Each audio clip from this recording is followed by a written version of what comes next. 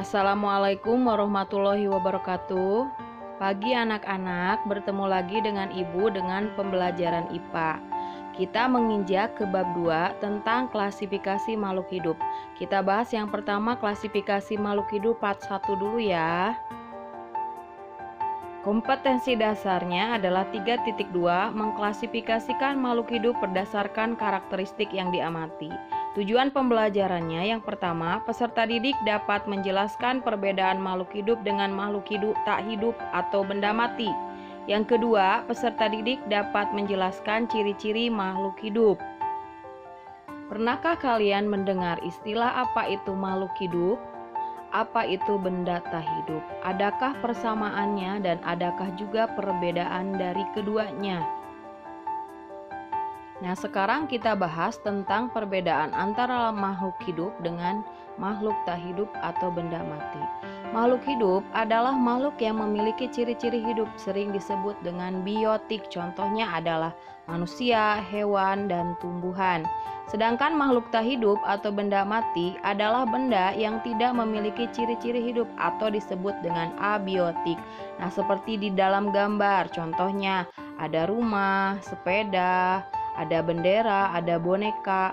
Kalau di alam kita ibaratkan contohnya adalah ada air, udara, tanah. Nah, itu disebut sebagai makhluk tak hidup atau benda mati. Manusia, hewan, dan tumbuhan merupakan kelompok makhluk hidup yang menunjukkan adanya ciri-ciri kehidupan. Antara lain ciri-cirinya adalah yang pertama bernapas. Bernapas adalah kegiatan menghirup oksigen kemudian mengeluarkan karbon dioksida. Yang kedua, ciri makhluk hidupnya adalah memerlukan makanan dan minuman.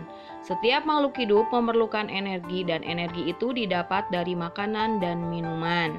Yang ketiga adalah bergerak. Kita dapat berjalan, berlari, berenang, dan menggerakkan tangan.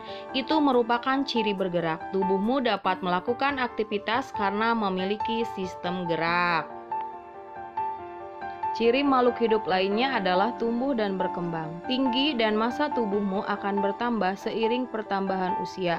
Inilah yang disebut dengan tumbuh dan akhirnya akan berkembang sesuai dengan kedewasaannya. Ciri yang kelima adalah berkembang biak atau reproduksi. Adalah kemampuan makhluk hidup untuk memperoleh keturunan, yang tujuannya adalah untuk melestarikan keturunan agar tidak punah. Ciri makhluk hidup lainnya adalah peka terhadap rangsang atau iritabilitas. Adalah kemampuan untuk memberikan tanggapan terhadap rangsangan yang diterima.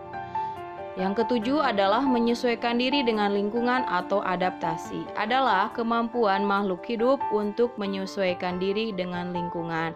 Nah, di sini ada gambar paruh burung yang berbeda-beda. Itu kenapa berbeda? Karena dia beradaptasi terhadap lingkungannya. Mungkin itu saja yang dapat Ibu sampaikan pada pembelajaran hari ini. Untuk lebih jelasnya kalian bisa melihat buku paket halaman 33 sampai halaman 43. Tetap sehat dan jaga selalu protokol kesehatan ya. Mungkin itu saja. Terima kasih. Wassalamualaikum warahmatullahi wabarakatuh.